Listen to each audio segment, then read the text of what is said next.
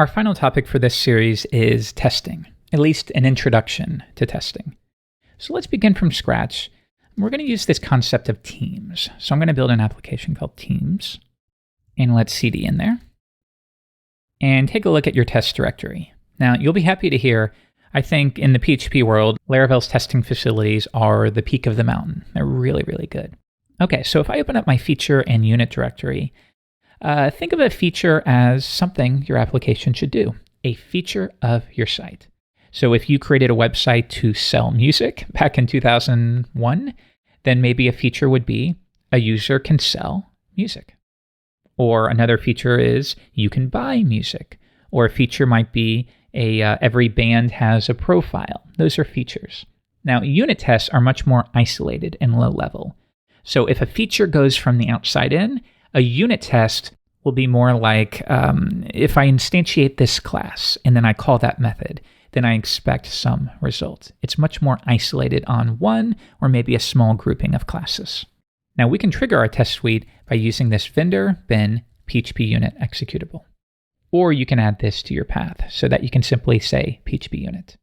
Let's do that now. Let's create a little alias. Test equals vendor bin PHP unit. Okay, so now at least in this session, I can run test. And you'll see we get green. So we triggered two tests, a little example one here, and our feature test. Or I could say vendor bin PHP unit tests feature example test. And now I'm only testing this specific file. Okay, so I'm going to create a test here. Laravel includes an artisan command that basically scaffolds something just like this. So if we're going to create a feature for Teams, we'll call it Teams test. And if I switch back, here's what we get. Now, right out of the gate, I want you to notice this refresh database trait. So if I use it here, what this means is after every single test, if we have changed the state of the database in some way, refresh it, reset it, get rid of anything I did. So for example, let's imagine using Laravel's model factories. We talked about those a bit a number of episodes ago.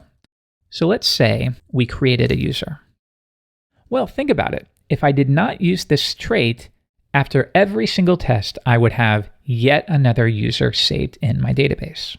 However, when I add refresh database, it will do a couple things depending upon your configuration. But typically, it will run all of this through what we call a database transaction. And once your test is done, it's just going to throw away the key. It's not going to commit the transaction, so everything in effect is undone. It's a nice way to ensure that every test begins in the exact same database state. All right, so as a general rule of thumb, if you ever write tests that will insert or delete or change the database in some form, add this trait to your tests. Okay, so let's just begin our first feature. A user can create a team. Okay, a user can create a team. Now, you'll notice this little test annotation here. So you have two ways to tell PHP unit that a particular method is a test. One way is to add this little @test annotation at the top. Another way is to begin the method with test. Both work. Typically, I like to use the annotation only because it makes my method name a little more readable. And when I'm writing a test, I want this to read as close to a sentence as possible. So that's why I'm using snake casing here rather than camel casing. I want it to read like a sentence. A user can create a team. Okay. Next, at least in the early stage, I do recommend just write it out the way you would speak it. And we often use this given, when, then convention. For example, given I am a user who is logged in. All right, so immediately we can see, well, we probably need to create a user and we need to set them as the authenticated user for the application. We need to sign them in. All right, next. Well, when they hit the endpoint, and maybe it will be Teams. So example.com/teams. When they hit the endpoint to create a new team while passing the necessary data, well then there should be a new team in the database. Very simple. Okay, so now that you've written it out, you've gathered your thoughts, you'll now go line by line and convert this to code. All right, given I am a user who is logged in. So again, I can use model factories or database factories here. App user create. But next I have to set them as logged in. Now, we're not going to do anything where we say, go to the login page and fill out the email and fill out the password and then click this button. We're not going to do that. Instead, Laravel has a method called acting as. So acting as this user that we just created. So this will return a user instance, and we're just passing that to this method acting as. So now we have a new user in our database, and that user is currently signed in. Great. Next, when they hit the endpoint, so this would be them clicking a button, taking some action, filling out a form that will hit this endpoint. So you'll notice this is just a matter of preference. You have two ways. One way would be to write the code to visit a page, fill out a form, and submit it.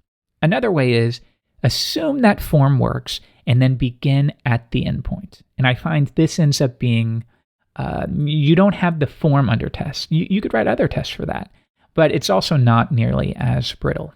Again, it's up to you, but maybe start with this. So Laravel has little helpers here to submit post or patch or get requests. If we're creating a new team, this will be a basic post request. Now, I can pass through the necessary data, and again, this will be the equivalent of what the user filled out in the form. Well, it sounds like we would need to know who is the owner of the team, but in addition to that, maybe every team has a name. So let's set that to Acme. Okay. Now, this is an option, but if you think about it, in my controller, when I create a team, I'm going to set the owner of the team to the person who is currently signed in, this person. So that means this kind of redundant. We don't need to provide it. So it sounds like this is all we need. Okay, great. Finally, our verification step. There should be a new team in the database. Okay. Laravel includes a helper method called assert database has. We give it two arguments, the name of the table to search in, teams. Now, again, you'll notice none of this exists. There is no endpoint for teams. There is no database table called teams.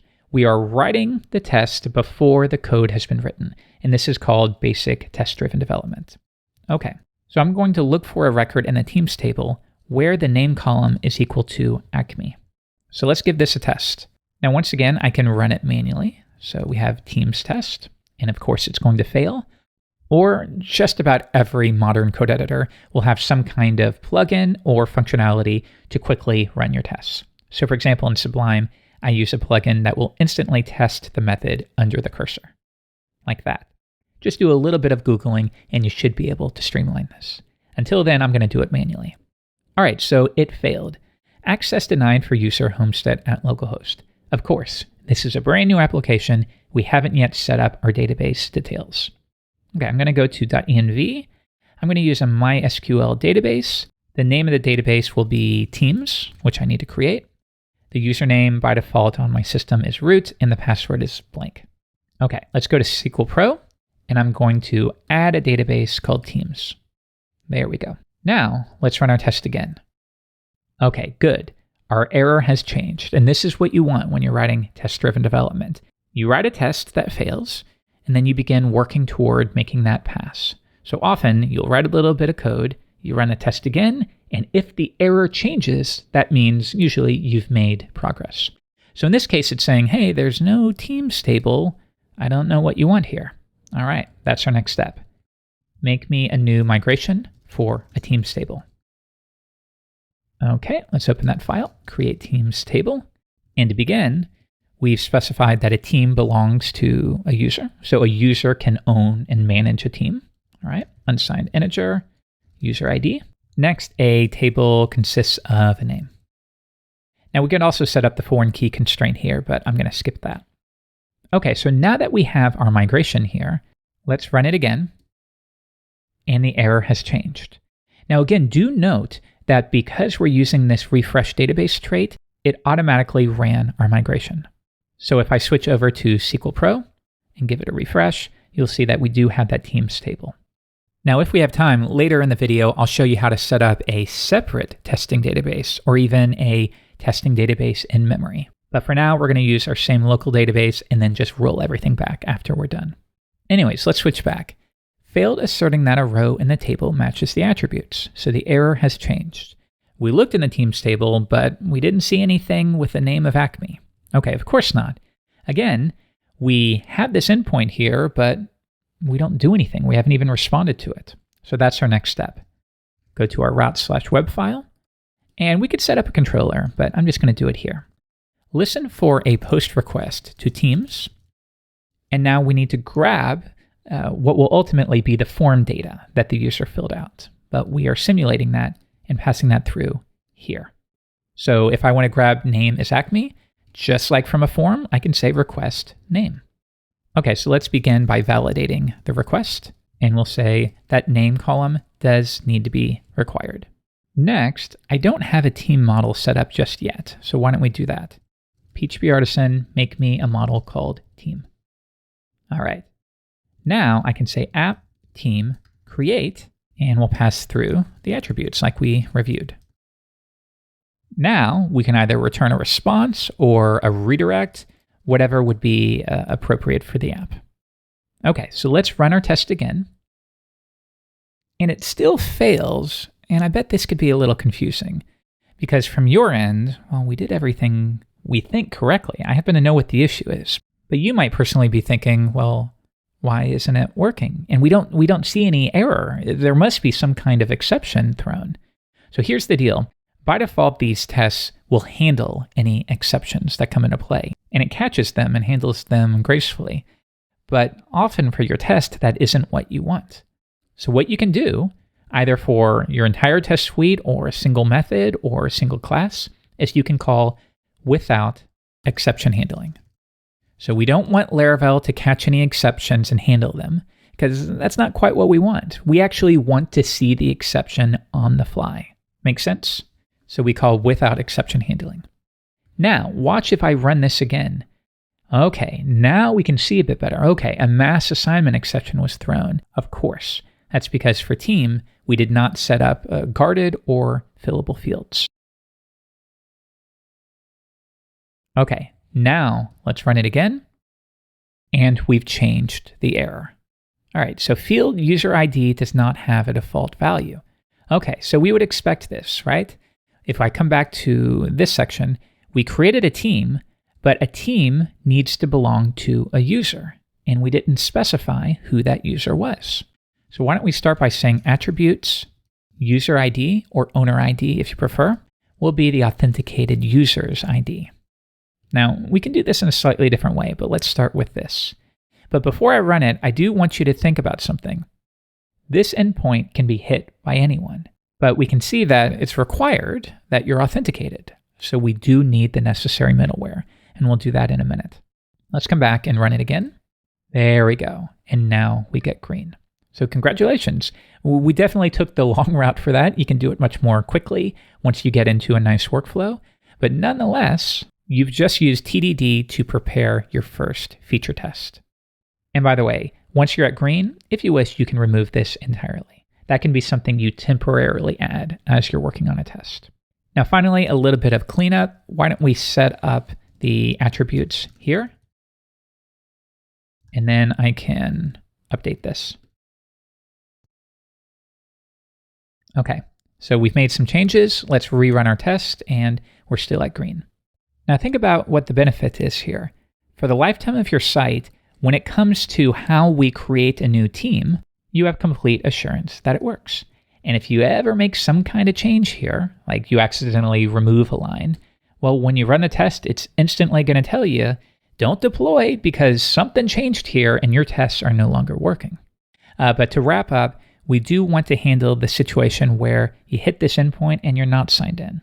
It sounds like we need a test that says guests may not create teams. So let's say, I'll paste this in one more time. Let's disable exception handling. And then I'm not going to sign a user in. I'm just going to hit that endpoint. And let's see what happens. So if we run it, all right, it fails. We get a validation exception. And that's because, yes, we did hit this endpoint and we proceeded to validate the request. So it sounds like we need to add the auth middleware that we reviewed. So assuming you're signed in, then we'll respond to this post request. Okay, so now if I run it again, let's see. Route login not defined. So the issue here, let's go to the middleware for authenticate. This is the code that's being executed there. On the condition that you are not authenticated, At the moment, it tries to redirect you to the login route, but we don't even have one. If we want, we could quickly set one up, or I could even say PHP artisan make auth. Okay. Anyways, let's give that another run. Scroll back up. Okay, and now we get an authentication exception. And this is what we want. We're trying to access this endpoint, but we're accessing it as a guest. So of course, it's throwing an authentication exception. That's what we would want. So at this point, we could turn this off entirely and say, okay, I assert that we are redirected to the login page. Now let's come back, run it again, and we do get green. So this can be a useful test to have. You can even do it right up here. You start by saying a guest may not create a team. So we're going to prove that because we don't want any scenario where a random user, a random guest user, can hit an endpoint that creates new records in our database. So we'll confirm that. If you make a post request here without signing in, we will redirect you. So now at this point, because all of the tests are passing, you can move on to a refactor phase. For example, maybe we want a relationship between a user and their teams. Okay, well now at this point, we can drop down a level. So let's write a unit test or a model test, or some call it an integration test. It doesn't really matter. We're going to create one here. And if I say help make test, you'll see that we can specify this unit flag. And that just means, all right, we want a unit test, not a feature test. So PHP artisan make me a test for our users. So users test, but this will be on the unit level. So let's say a user can have a team. Okay, so notice in this case, we're at a bit of a lower level. Up here, we were actually hitting endpoints and URLs. Here, we're going to work with the team class directly. It's at a much lower level. So let's say, given I have a user. Well, next, let's say user teams create, where the name is Acme once again. And at this point, I should be able to say assert equals Acme if I say get me the user's team and then grab the name of that team. Okay, so let's give this a run. And let's see, undefined method user teams. Okay, that's our first step. So right up here in my user class, team. And actually, I called that teams. It should probably be team. Okay, let's run it one more time. Okay, so now we have that method, but we can't call create on it. And that's because we haven't returned an eloquent relationship. All right, what is the relationship between a user and their team? Well, a user, in our example, they have exactly one team. Okay, so if I come back and run it, we do get green. So now this is working. But do note, once again, we are creating records in our database here. So let's make sure we use the refresh database trait to roll everything back when we're done. Because again, if I were to switch over to SQL Pro, you could see all of these test records, and we don't want those. None of these need to be here. Okay, so we run it again, and we still get green. So now we drop down a level to prove that a user has a team. And do remember, when we call create in this way, the user ID will automatically be assigned by Eloquent, which means we can now move up a level again. So this is what you'll often do. You'll start on the outside, you'll write a test, and at a certain point, even if the test is still failing, you'll think, okay, I need to drop down a level. So I'm going to write a brand new test at this lower level to make sure that this small bit of code works. And then once you get green, you jump back up the level to your outside in test, and then you rerun it. So in this case, I'm back to our teams test. So if we run that one, here's the teams test. That's still passing, but I'm now going to do a little refactoring.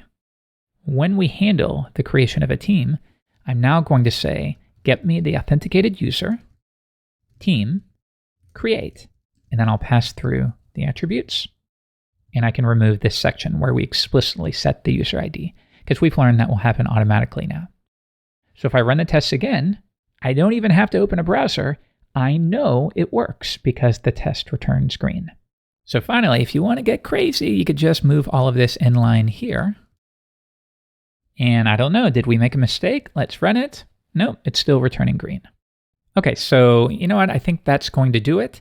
Finally, for extra credit, only if you want some extra credit, if you want to use a separate database for your testing, let me show you how to do that. And then we're going to call this a series. So you have two options. If you create a .env.testing file, Well, when you run PHP unit, it's going to read from this file, and only on that condition. So what you could do is move all of this over here and then override anything that's necessary.